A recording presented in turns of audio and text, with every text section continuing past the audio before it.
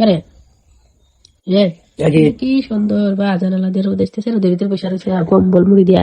আর আমার যদি ঠান্ডা লেগে গলা মালা ব্যথা হয়ে গেছে, কণ্ঠ নরম হয়ে গেছে, তো তো সেটা নুকে তোমার গায়ে লাগে না?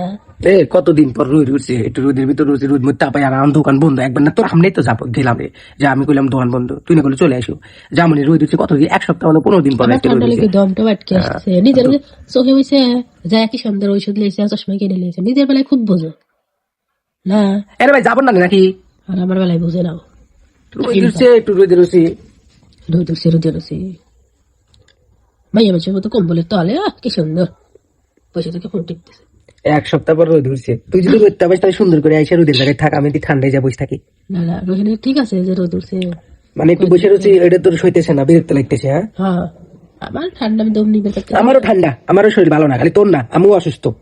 হ্যাঁ হেঁটে তো দেখতেছে হবে। আরে আপনি সে সকালে করছি যে আমার ওষুধ এনে দেবো, ওষুধ এনে দেবো, ঠান্ডায় আমি দম নিবে করতে। এবার আনবো না রে ভাই, আনবো নে, এখন দোকান মোকান বন্ধ, 4টা 5টা বাজলে যাম। ঠিক আছে, একটু রোদ মধ্যে তাওয়াই আমার এমনি রোদি থাকবে কইছে, কারণ আমার চোখে বড় সমস্যা। ঠিক আছে, আমি রোদ একটু রোদ লাগাইলে চোখটা একটু ভালো লাগবো, আমার চোখের অবস্থা ভালো না। এমনি এমনি তো সানগ্লাস পরি নে, আর বিরক্ত করিস না। আচ্ছা।